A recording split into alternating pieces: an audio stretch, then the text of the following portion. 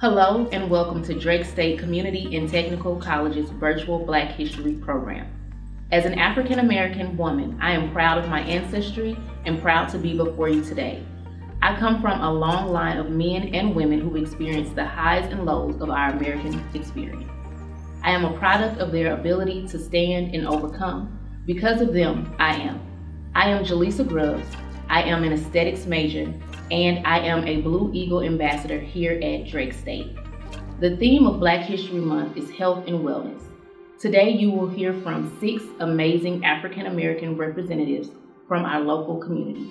I hope you will give them your attention and learn from their stories and insight. We also have the pleasure of enjoying the Alabama A&M University Choir led by Dr. Horace Carney. The rich nature of their singing, combined with visual storytelling, will be sure to engage you. On behalf of Drake State Community and Technical College and the Blue Eagle Ambassadors, thank you again for joining us today. Maya Angelou wrote a famous poem entitled, "Still I Rise." Within that poem is a famous line, and I quote, "Bringing the gifts that my ancestors gave, I am the dream and the hope of the slave. I rise, I rise, I rise."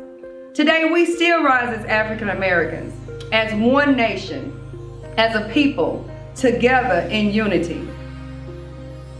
Good afternoon. I'm Dr. Nicole Bell, Dean of Students here at Drake State Community and Technical College. I bring you greetings on behalf of Dr. Patricia Sims, our president, faculty, and staff here at Drake State, a proud HBCU. In February, America observes Black History Month. This special observance serves as a time to remember and celebrate the many amazing accomplishments of African Americans and their importance to our country's history. We honor the triumphs and the struggles of African Americans throughout U.S. history, including the Civil Rights Movement and their artistic, cultural, and political achievements. We celebrate then, we celebrate now, and we celebrate the future. We have a great virtual program for you today. We hope that the knowledge gained by these African American leaders in the Huntsville community will be of great benefit for you and your families. So sit back and enjoy. We appreciate you and your time. Thank you for your attendance. Good day and enjoy. Hello, my name is Diana Langford.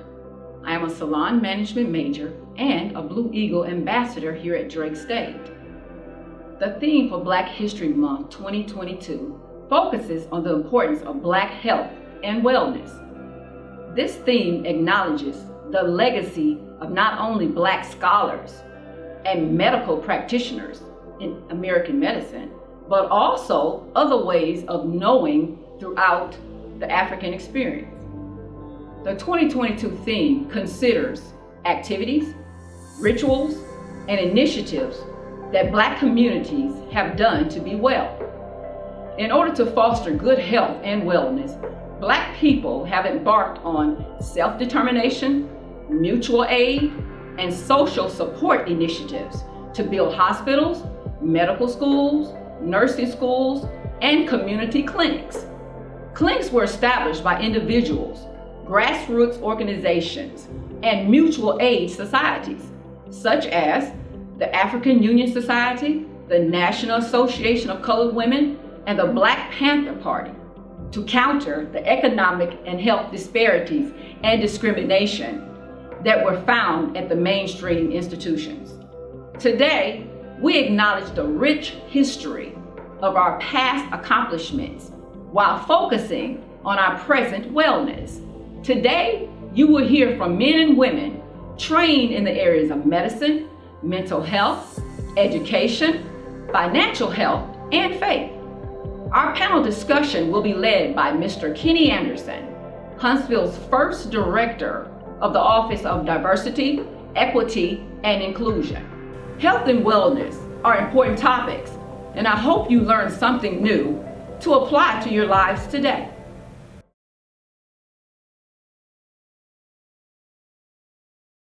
Since its inception, Black History celebrations have always had a theme. The importance of yearly themes is to focus attention on a particular aspect of Black culture and experience. The 2022 Black History Month theme is Black Health and Wellness.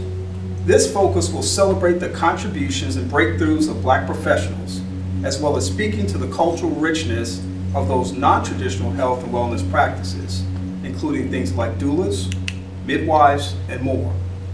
This theme will be collectively celebrated by focusing on familiar rituals and practices that mainly are part of the Black community to perform to improve wellness. Today we have assembled a panel of subject matter experts that will speak to this issue and others impacting the Black community. And it's my pleasure to introduce them at this time. Portia Hines holds a bachelor's degree in psychology with a minor in criminal justice and a master's in counseling psychology. She is a licensed professional counselor in the state of Alabama and has been providing mental health services in a variety of clinical settings during her 13 years of experience in this field. Portia, welcome to the panel. Thank you very much. We next have Rashida Dossman. She's a physician's assistant, graduated from the great Oakwood College, that's my alma mater, and continued her education at Loma Linda University in California. She earned her Master of Science in Physician's Assistant Studies there in 2006, and she has recently joined the team at the Huntsville Hospital Physician Care at Oakwood, a community-based clinic that provides care for patients 12 and older, including preventive and sick visits, health screenings, management of acute and chronic conditions, and much more. Rashida, welcome to the panel. Thank you for having me. Next we have Minister Charlie Holly, an award-winning international speaker and author who specializes in racial healing. He provides solutions for organizations by sharing communication techniques that reduce racial conflict and help people engage in constructive dialogue. As a racial dialogue expert and 30-year business professional, he is available to provide information and commentary on a variety of things in the space of racial healing. Minister Holly, welcome to the discussion. Thank you very much, Mr. Anderson. Markeisha Lane is a banker with over 14 years of experience, currently at Bank Independent, matching exceptional customers with the right financial products and services. Her key strength lies in building strong relationships with customers based on trust and respect, and coupled with her educational background, she is invested in helping others learn about financial literacy. Welcome to the panel, Mrs. Lane. Thank you. It's a pleasure to be here. And finally, Michelle Watkins is the District 1 representative on the Huntsville City Schools Board in Alabama. Watkins won the seat in the by-district general election on August 23, 2016. Watkins holds a BS in Business Administration and an MS in Secondary Education. And one thing I know she's very proud of is that she is a former district teacher. Ms. Watkins, welcome to the conversation. Thank you. Ms. Dawson, I want to start with you for a moment and ask this question. What are some habits or practices that you advise patients to follow to maintain optimal physical health and wellness? Okay, thank you. Well, we need to make sure that we put our health as a priority. And it has been difficult, I think, as a community for a lot of us to do that because we have so many different things on our plate, and that oftentimes falls to the bottom of the list. I see it every single day. But we have to put it in our minds that it is a priority because we cannot do the things that everyone is depending on us to do if our health is not together. We need to prioritize being active. It doesn't necessarily mean you have to go get a gym membership. But we have to be creative and figure out how to get out there and take a quick walk or park your car a little bit further. Go out and run with your kids and make it a family activity. Those are ways that we can be active without necessarily driving to the gym, paying a membership, and getting on the weights, which those are good things too. And also the way that we eat. We also need to prioritize our mental health, which I know we'll talk about. But we have to prioritize these things, which we have not done traditionally, I don't think. That's a great segue to Ms. Hines because you referenced mental health, and there clearly is a connection on the spectrum of health between physical and mental health. So Ms. Hines, talk to us a little bit about how you talk to your clients about ensuring that they don't just want to make sure they have a good, strong heart, and that their lungs are strong and oxygen is flowing, but they also have to be focusing on their mental health needs as well. What do you say to your clients? Well, that's a very common conversation that I have with my clients. It's the I don't have enough time or I lost track of it. I really reference mental health being the lens that we experience things through. Our emotions and our feelings are how we determine, do I feel like going to the gym, or do I feel like cooking better for myself? Do I feel like attending that doctor's appointment? So if your mental health is not something that you are intentional about as well, then every other aspect of your life it encounters every other aspect of your life if you're not prioritizing your mental health. So really establishing routines, making it one of those family activities. Okay, today we're going to talk about how our feelings went. Today we're going to talk about how we can express our emotions in a healthy way. Even if they're not those cookie cutter happy emotions, it's okay to talk about them and really working that into the culture and environment of your home and in your family. And stigma remains a huge barrier still in this day and age. How do you help people understand that it's okay to not be okay? A very common statement that's being made today with regards to people's emotional health. Well, what we're doing here today is a part of helping remove that stigma by individuals who community members trust, look up to, having this as a topic of discussion. We don't shame anyone if they have a broken arm or if they have high blood pressure. Those are the seen illnesses. Mental health can be an unseen illness. So removing the shame by making it a common conversation, removing the shame about really making it a part of what we view as the entire person brought to the forefront. Good. And as you're talking about both physical health and emotional health, that lands squarely in the lap of our families and our children. Ms. Watkins, you have a tremendous responsibility to keep people in your district motivated, engaged, energized. How does the educational system speak to the needs of students' health and wellness? For one, we have a health education class that's with the Alabama course of study that we offer the students. We have physical education classes as well. And we have contracts with outside organizations to come in and offer mental health counseling, as well as we have counselors inside the school that work for Huntsville City Schools. We take the health and well-being of our students seriously, and one of the things I think the African American community shies away from is mental health when it comes to African Americans. And so sometimes I have parents call, tell me they're having issues with their kids, and the first thing I say, have you tried giving them counseling? We offer it free in the schools. And it's just getting them to understand that that's just a stigma that was attached to us. It's okay to get counseling.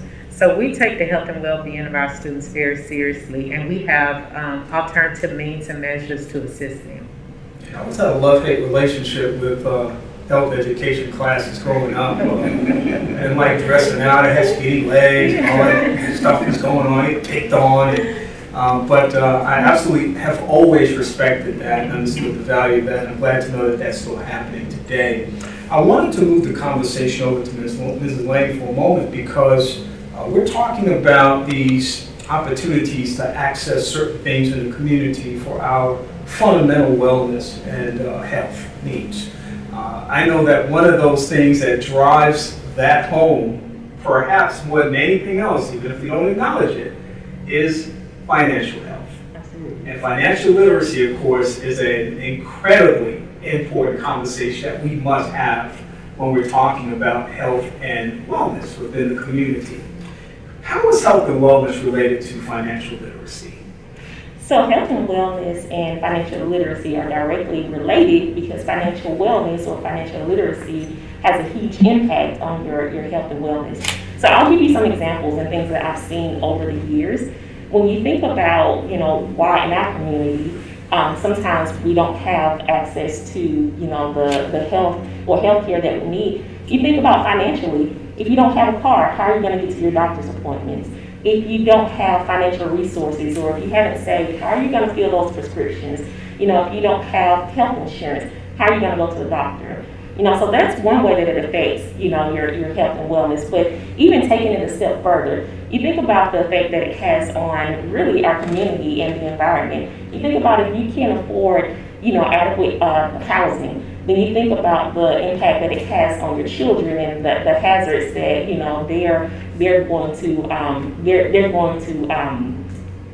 hazards that they're going to encounter. You think about lead-based painting. Those are some things that we don't think about. That's going to lead to to other health issues. And then really the last part of it still has an effect on our mental and our physical health.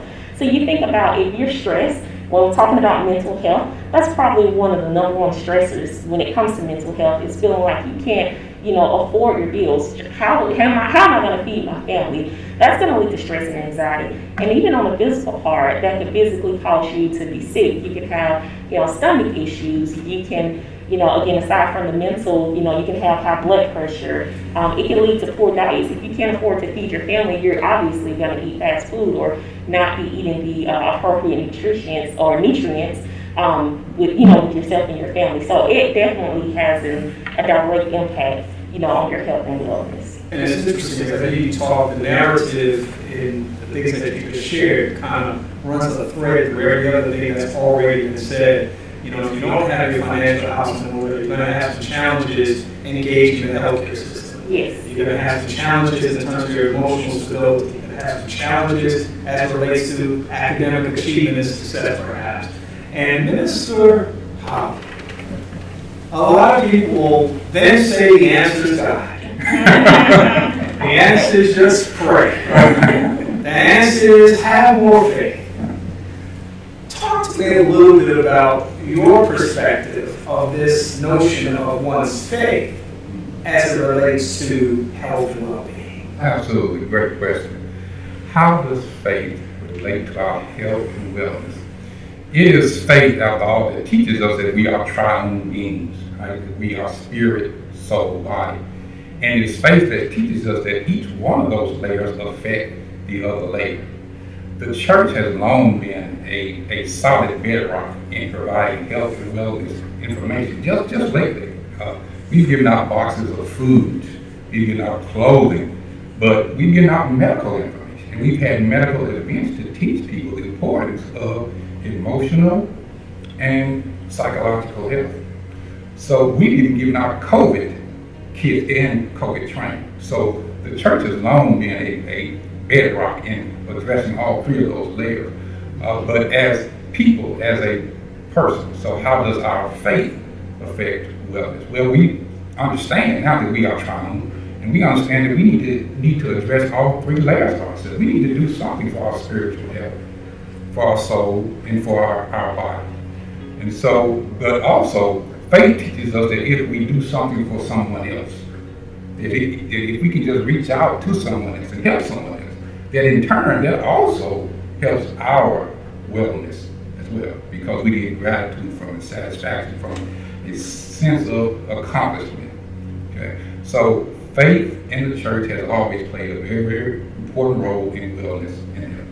Yeah, you said so much there, and I would love to unpack all of that. I know time won't permit, but I do have a follow-up on that, because as I'm thinking about myself being a person of faith, and people have an option to choose how they confront life in any way they want to choose, but those choices have consequences. And what I have found is that if somebody asks me, well, how does your faith inform your health and well-being, I'd say what it does is it provides a stabilizing force in my life, because I need a filter. I mean, life is rough, any way you cut it. And the reality is that when we think about the lived experiences that people have, there's a lot of pressure on all of us at any given time. And the person who says, I have faith in something outside of myself, when we begin realizing our flawed selves, our inabilities, our weaknesses, our, the incomprehensible ways in which we experience things that just seem to overwhelm us, faith just seems to be kind of a rock steady way in order to do that. And personally, even though I profess Christianity, I say, look, whatever you choose to do that's bigger than yourself is really what you need to focus on. And I just wonder what you would say to people who are listening, perhaps, who either may have been, connected to a faith tradition at one time and no longer are. Someone who's perhaps searching for that and perhaps struggling in life as a consequence of that. Or somebody perhaps who has no interest in that type of thing. What would you say in the context of specifically health and wellness and faith? And absolutely. So we need to see that even though we may not have a faith or believe in a faith, there is still a need for taking care of our body. So if we are a person of faith, no matter what faith that is, that faith tells us how to take care of our physical bodies, souls, and spirits. For example, right? The Bible says, do not overeat, except on holidays, not just But you see, these types of things is what we need to set up as examples, as guidelines. So everyone should have a guideline, whether you are a person of faith or not. And those guidelines need to help you mentally, emotionally, and if you are a person of faith, spiritually. You mentioned something a moment ago. I want to swing back to Ms. Dospin and ask her something that I think is extremely important and that we don't lose sight of. We're still in the midst of a pandemic. There's been an ebb and flow process. We've had highs and lows, and people have been impacted in different ways because of that. How do we optimize our health and wellness in the midst of such a stressful situation that has placed so many demands on our lives and seems to not want to let up in some ways, because you have long haulers, you have people who are so vulnerable to be reinfected. So, even though someone may have seemingly come through something in the midst of this pandemic, we're still in it. So what kinds of things do I need to be thinking about as far as my nutrition, as far as my sleep habits, my engagement with others, social engagement, because that created isolation at one point, and all those things play into where we are in this process. What would you say to that? That's a really good question. Very relevant to what we're all going through and have been through the last couple of years. And a lot, actually. But we need to, again, do the things that help keep us healthy in general. Of course, we want everyone to get their vaccine to help prevent serious infection of COVID. We all know, I'm sure, someone that has succumbed to those, to that illness, and we've all been affected by now, I'm sure. But then how do you go about life? How do we do the things that we need to do every day? We need to continue to take our precautions. The pandemic, like you said, has ebbed and flowed, and we may get a little bit relaxed at times, but that doesn't mean we should stop washing our hands. It doesn't mean we should have a house party with 100 people right now, We need to be smart about the decisions that we're making when we are visiting our relatives or socializing, and just be wise and to continue to take precautions. We need to make sure our immune system is healthy, because when our immune system is healthier, we are able to help fight these things.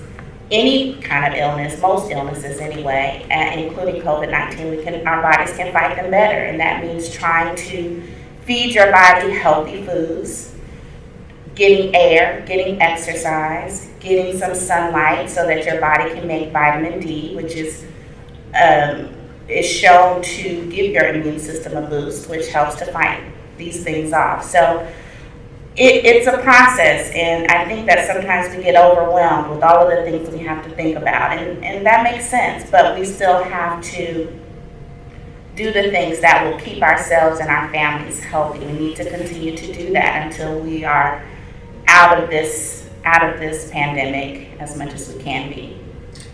And Ms. Hines, I talked about the issue of social isolation, which was a huge aspect of this pandemic when it first began. I think we learned something about our human needs, and we probably need people more than we may have thought we needed them prior to this pandemic, and so there's a hunger for that right now. And I know that in your practice, one of the things that you do is you talk to people about helping them to understand the challenges that they're facing, but also know some people are resistant sometimes to talk and to share. Talk about the process. If I choose to engage with a counselor, what's that process look like? Okay. It's not as scary as most people think. It's not this super invasive process. You really engage at the depth and at the pace that you choose. With most counselors, your client's needs are what are important. So if the client comes in and they just really want to sit there and establish that rapport for a few weeks, I get to know you, you get to know me, I get to see how you impress me, and you get to interview counselors as well. That's one thing I really want the community to know. The first person you go to is not the person you have to stay with. You can say, I don't like the way this person conducts therapy, and you can choose someone else. But we talk first. We have conversations. What are you experiencing?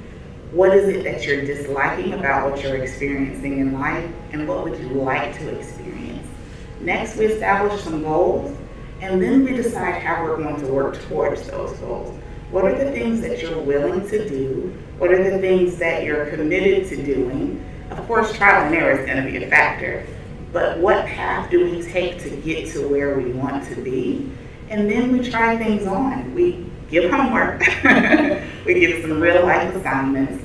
I want you to try this out and see how it works for the next couple of weeks. Come back and let's discuss how it went for you, what worked, what didn't work, and the next step you want to take. So it's very much so a process that's done together. The therapist shouldn't be telling you what to do in your life. They shouldn't be telling you, you need to do this. Is invested in your own wellness and sees the value of it.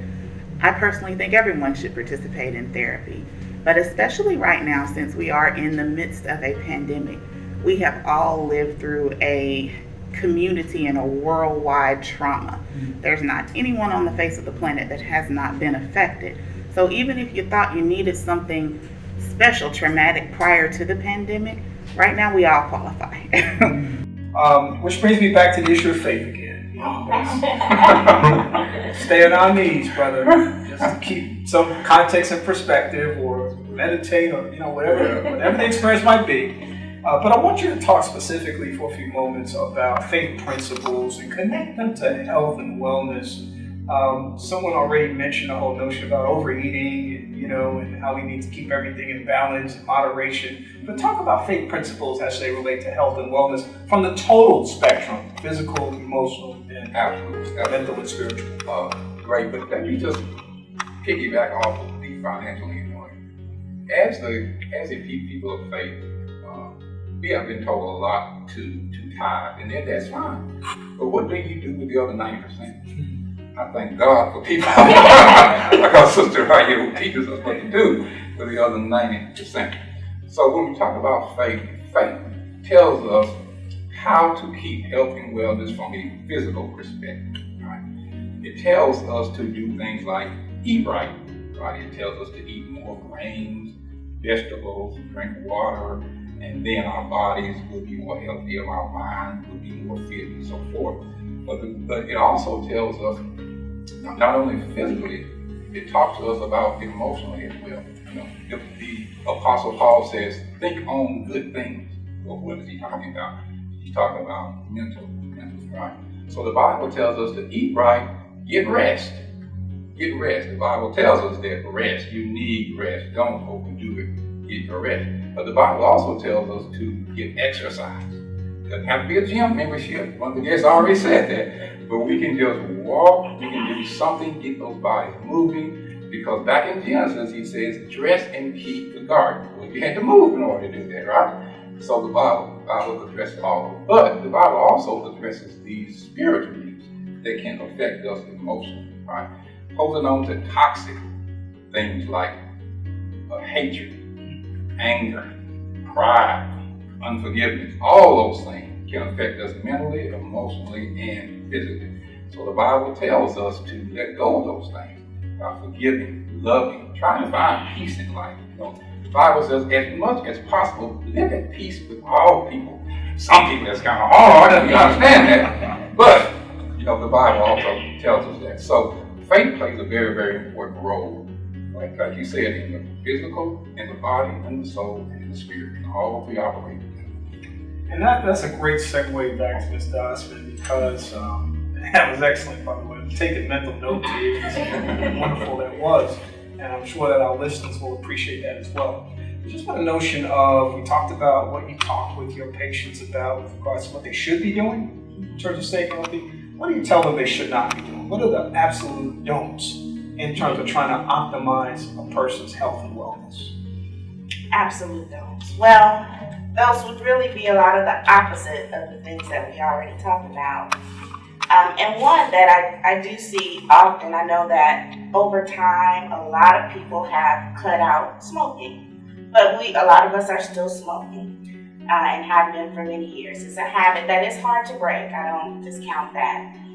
But that's a big thing that leads to a lot of other issues that we could avoid if we would get rid of that as a habit. So for me, that's an absolute don't. Whenever I have a new patient, are you a smoker? Okay, well, when we gonna quit? You let me know when you're ready. And I empathize with them. I say, I know it's not easy, but let's start working on it. And we start making a plan for that. Another absolute don't is we really, again, need to not neglect our diet and our exercise. We don't want to neglect those things, because when we do better about that, and it can just be little changes, we reduce our risk for heart attack, for stroke, for diabetes, many of the chronic conditions that a lot of times go hand in hand. And as we work on those, the diet and the exercise, a lot of times we will improve all of those conditions if we already have them. And so some absolute don'ts, again, smoking, neglecting our diet and neglecting our exercise, and neglecting your doctor's visits. A lot of us are not going to the doctor. I know that there are barriers to that. A lot of us don't necessarily have insurance, health insurance, but there are options in our community. Even if you do not have health insurance, then we have a free clinic. So that's a part of our job as well, is to allow people or make people aware that there are other options, even if they don't have access to standard health insurance. There are ways to help to keep your health maintained, even if you don't have access to health insurance. And talk just for a moment about sleep as well. It's something I used to take a lot of pride in when I was a lot younger. I would stay up all night long. It didn't even matter. My bandwidth accommodated the party, and then the after party, and then breakfast after that. And it just seemed like it would never stop. I didn't sleep much last night. No big deal. Just keep going from one thing to the next. But isn't sleep pretty important in this process? Yeah, rest is essential. You're right. Rest is essential. I think as we get older, your body kind of makes you rest. You're not able to stay up like you used to. And that's clear in my mind. Every single night, I'm like, what's going on? It's 8:30. What's going on? Right, absolutely. And so we do need to make that a priority, because that's, when your body is recovering and healing itself, and the things that need to happen are happening, and your mind gets to rest when you're you get good rest. But we do know that some of us are working 2 jobs, night shift, morning shift, and again, that's something I often see, and the rest goes to the bottom of the list. We just have to do the best that we can. But if you are able, yes, get your 8+ hours of sleep a night. And also, one little point, as we age, sometimes people will come to me and they say, well, I'm sleeping 6 hours, or I'm only sleeping 5 hours. I have seen in my practice, in my experience, that as we get older, sometimes we just don't need quite as much sleep. And if you're feeling rested and you're not having difficulties throughout the day, then just understand that as we age, our bodies change. Yeah, I admire those people because I'm not one of them. Yeah. Miss, I want to ask you a question. I know that we're getting ready to wrap things up here in a moment. Care for the caregiver. We're talking about all of these different ways that we need to focus on creating balance in our lives as it relates to health and well-being. And as a professional caregiver, of course, you're constantly pouring yourself into other people's lives and absorbing everything that they're giving to you. Talk about caring for the caregiver, which I think is an essential part of this conversation as well. As we have an aging population, we have more and more people with dementia, Alzheimer's being one of the most severe of those conditions. We're hearing more and more of that happening, and yet we're seeing tremendous stressors being placed on people's lives because of that, because they don't have a filter or they can't find that balance. What would you say to that? I think that's an amazing question. We have healthcare, we have spiritual, we have financial and educational representatives all at the table. And in my book, these are all representatives of caregivers. We're caring for others outside of ourselves in each of our individual industries. You are a person first. When we get on the plane, they tell you, put your air mask on first. Cliche saying, but it's never been more true in my opinion. You have to take care of yourself. You have to listen to yourself, to your body. You have to look at your finances. You have to really know whether or not, am I overextending myself? Have I given myself that grace? Am I still in alignment with my personal values? And when you notice yourself shifting outside of those, then it's time to put up some guardrails. Am I able to spend some time purchasing and creating good, healthy meals for myself and my family? Am I able to model healthy emotional health to my children? Am I able to show up and not be frazzled at all times? When was the last time I cried? Am I easily agitated? Doing some self-evaluation is even more crucial for the caregivers because we're giving what we are. And if what we are isn't healthy and stable, then we're helping perpetuate that disease, not just physical disease, but disease in our communities. So really looking at yourself, knowing that your needs are important, and setting aside that time on purpose to reflect and to give yourself some highs. Give yourself something to look forward to on a regular basis. With a lot of my clients who are healthcare workers and teachers and educators and even ministers, I tell them, okay, what's the plan for this week? We're going to put it in the planner. We're going to set those digital reminders because if you don't mark it as important, who else can prioritize your health, your wellness? Excellent. Yeah, self-care is not selfish. Like you said, they tell you when you get on that plane, put your own mask on first before you render assistance to someone else. And that's the way it is in life.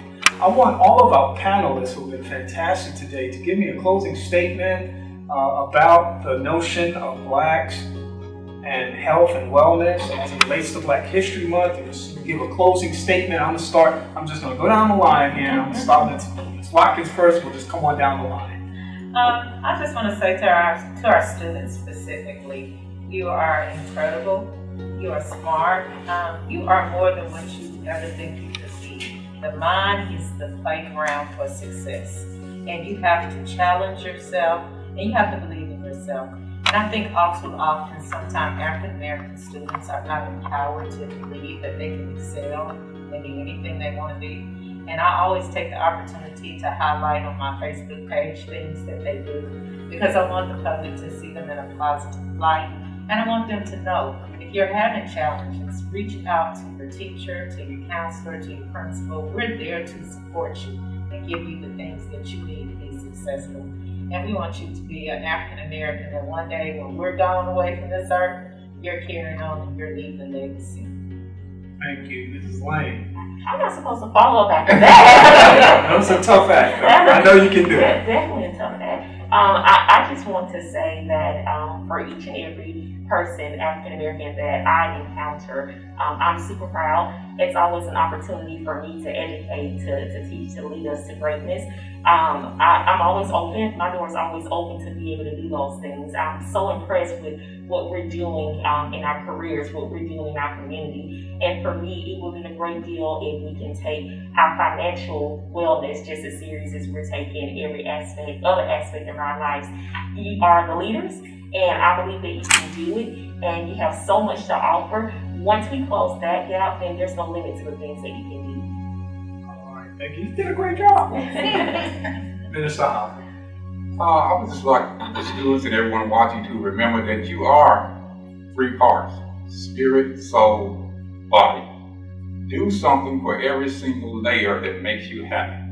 Okay, spiritually, pray, praise, soul-wise, which is mentally and emotionally. Do what makes you happy. Get those toes done, get those nails done, get that hair done. That's what makes my wife happy. I hope she doesn't watch this. But things that make you feel good, and also do something that makes you feel good just because you are trying. I'm not being Manny and Petty now, so. That's right. That's true. Self-care, bro. Self-care. Tia Gossip. Yes. Well, I want to just reiterate the idea that we as a people make our health a priority. Many times we neglect something that we know is not quite right for so long until it becomes too hard to manage. There are a lot of things that are behind that make us make those decisions. But find a healthcare provider that you can feel comfortable with. If the first one doesn't work, kind of like we talked about with the mental health care professionals, find another one. Take charge of your own health, and you don't have to go to the doctor just because you're sick, but we want to prevent sickness. So take charge of that health. Know what kind of preventive wellness tests are due for you, and do those so that we can prevent something or find it when it's early. Take care of your health so that you can continue to do the things that matter to you, to the people that matter to you. Thank you very much, and Ms. Hines, you get to wrap everything up. Oh boy, such an honor. I really, really would like to communicate to our community that being able to suffer is not a badge of honor. Suffering is not a badge of honor. A lot of times African Americans are looked at as tough and strong, and we can make it through. Yes, we can. Thankfully, we have. But that doesn't mean that we have to stay in that place. We don't have to stay in a place of just taking everything that's thrown at us and not starting on that journey of healing. Being able to reach out and say, yes, I'm being vulnerable. This is what happened to me, and I don't like the way that it makes me feel. I don't like the limitations that it places on my life. Vulnerability is a wonderful characteristic when it's done in a safe place, and there are safe places to be vulnerable and heal. Panel, I want to thank you all for a great conversation, a great discussion. We could have talked for hours, but we clearly have learned from your expertise today about how we can focus on the theme of this month, Black History Month, Blacks, Health and Wellness. It's not just a month of celebration, it's a month of focus that we can actually empower ourselves and walk away from with tools for living in our lives. And I want to thank you all who have joined us today. And as part of the opportunity that we often have to be able to show our appreciation and gratefulness for you being with us today, I simply want to say thank you for taking this time to be with us. And I hope that in this virtual space, you will show your appreciation for the presenters as well today. Thank you very much for being with us.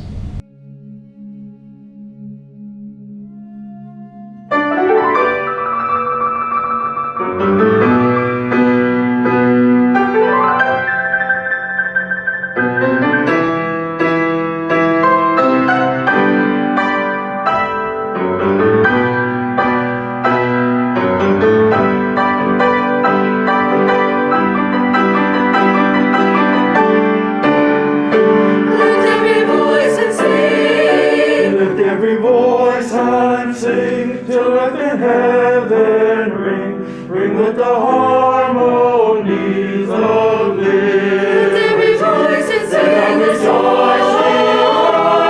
The listening skies, let it resound loud as the rolling sea. Let every voice and sing a song. Let every voice and sing a song. Sing a song. Let every voice and sing a song. They sing the rising star. Oh, what a day begun. Let us march on. Let us march on till victory is won.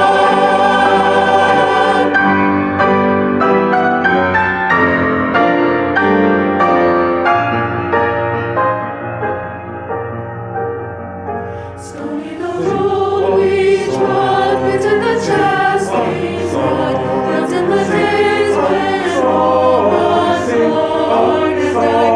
Yet with the steady faith and victory we feed, built in the place for which our fathers sang. We have come, oh we have come, oh where, oh where that with tears has been watered, oh we have come, treading our path through the blood of the slaughtered, out of the gloomy past, till we stand at last, where the white gleam of my soul is cast.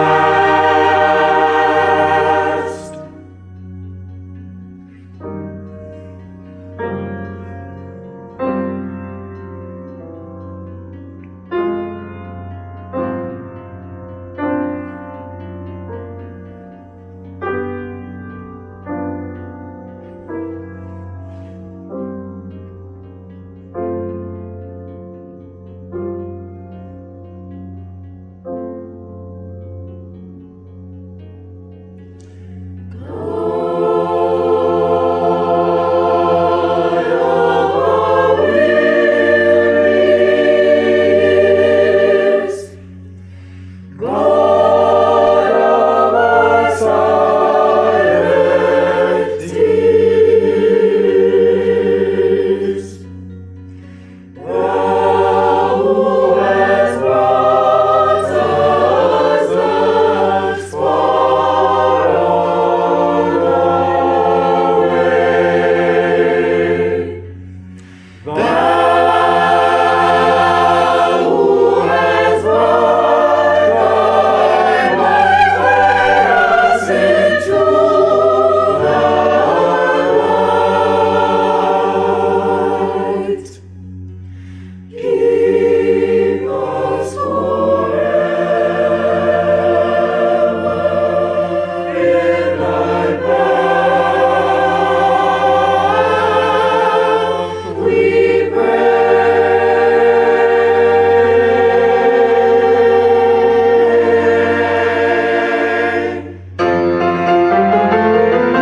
Lest our feet stray from the places forgone where we met thee. Lest our hearts, drunk like the wine of the world, we forget thee. Shadow beneath thy hand, may we forever stand, true to our God, true to our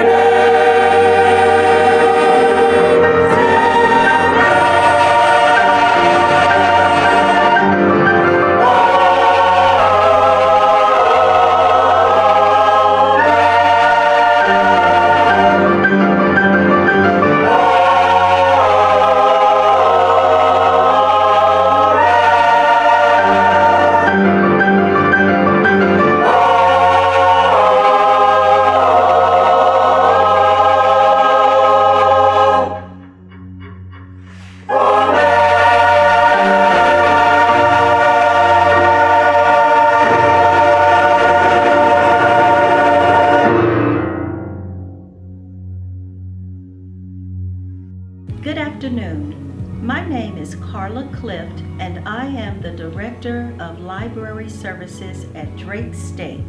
Thank you for joining us today for this inspirational event. We sincerely appreciate our students here who attend Drake State Community and Technical College who make our work meaningful. I would also like to thank our program participants, not only our speakers, but also the beautiful voices of the Alabama A&M University Choir under the direction of Dr. Horace Carney.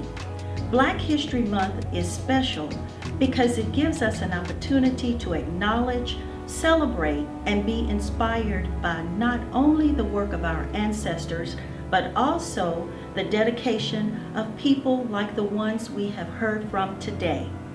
Thank you again for joining us, and we encourage you to continue celebrating Black history and the accomplishments of African Americans.